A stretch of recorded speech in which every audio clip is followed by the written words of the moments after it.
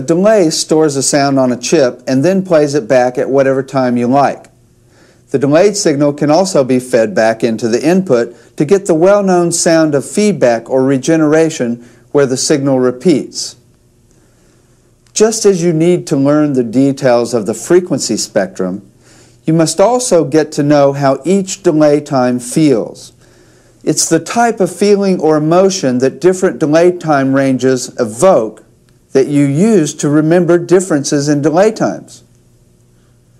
We can also use the relationship between delay time and distance in the studio to help us to get to know different delay times. Sound travels close to 1 foot per millisecond. 1,000 milliseconds equals 1 second. That means for every 1 foot in the studio, you're adding 1 millisecond of delay time. Therefore, it's very easy to hear a delay between two mics set at different distances. We can show how different delay times look quite clearly. Here is 500 milliseconds. Here is 100 milliseconds of delay time. Here's 40 milliseconds. Now, when we have a delay time less than 30 milliseconds, an unusual thing happens. Our ear and brain are not quick enough to hear two sounds. Our ear perceives this quick of a delay time as one fat sound. This effect is one of the most important and useful for a recording engineer. Any instrument can be made into stereo with fattening. It can be used to fill out a mix so as to make it sound fuller. It can be used to make an otherwise wimpy sound fatter, fuller, and bigger.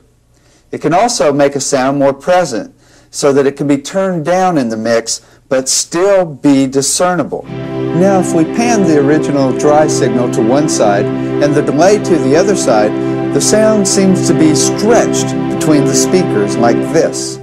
Now, if we add feedback to a sound, the sound repeats itself like this. What's happening is the output of the delay, the echo, is being fed back into the input of the delay to be repeated again. Adding a delay to a sound is the same as adding another sound or instrument to the mix. Therefore, it will always tend to make the mix seem fuller because there are more sounds to occupy the limited space between the speakers.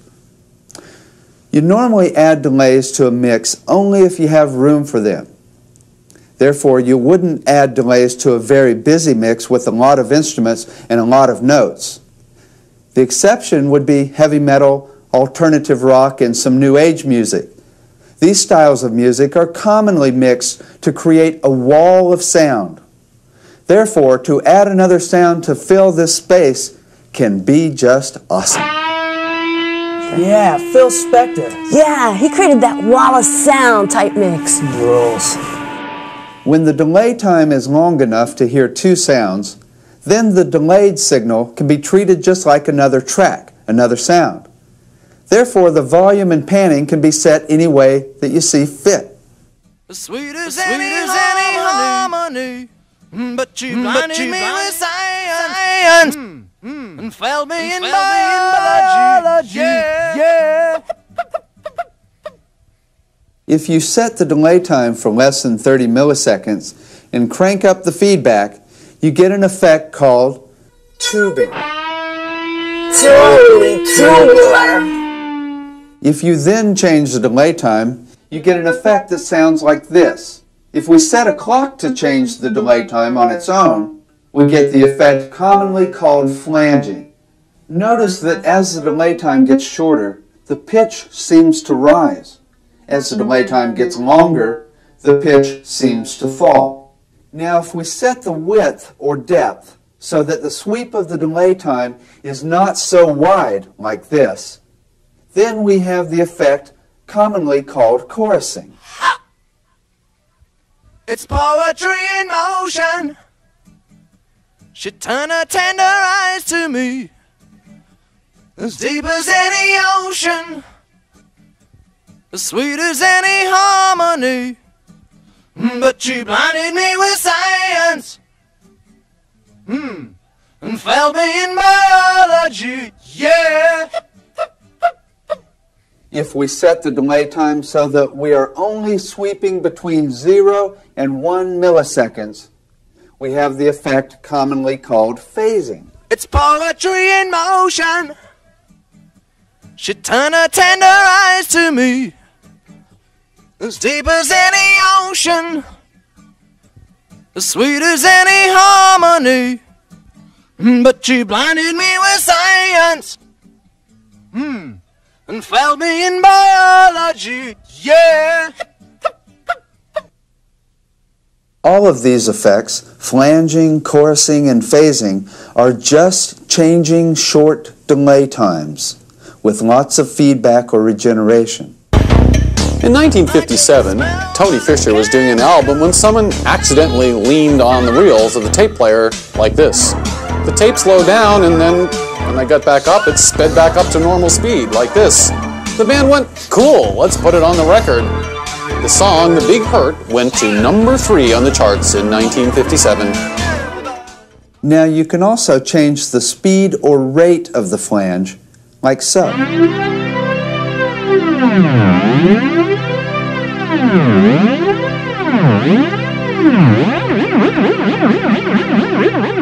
You could set the rate of the sweep to the tempo of the song,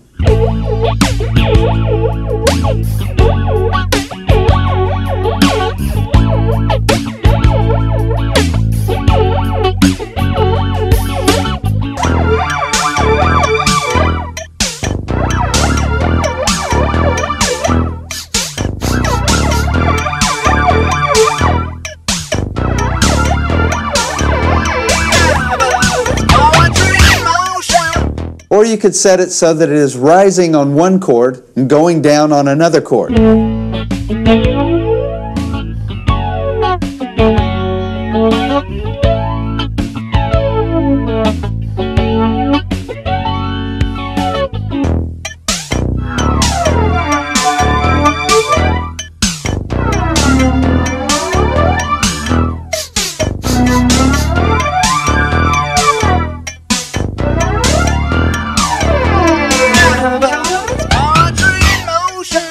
Or you could even set it so that it rises on the first half of the verse and falls on the second half of the verse.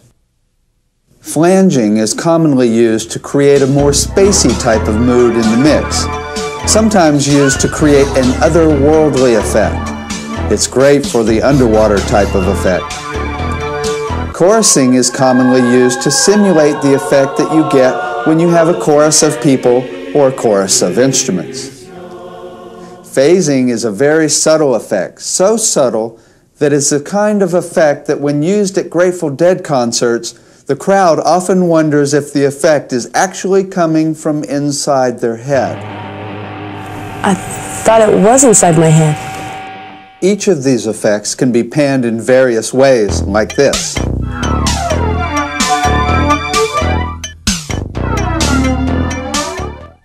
Each can also be brought out front with volume, and raised or lowered a little bit with EQ.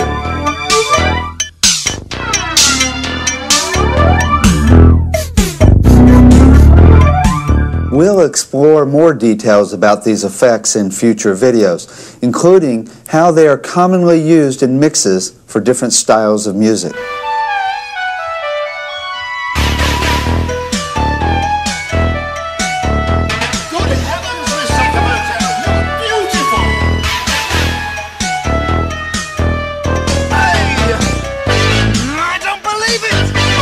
She goes again.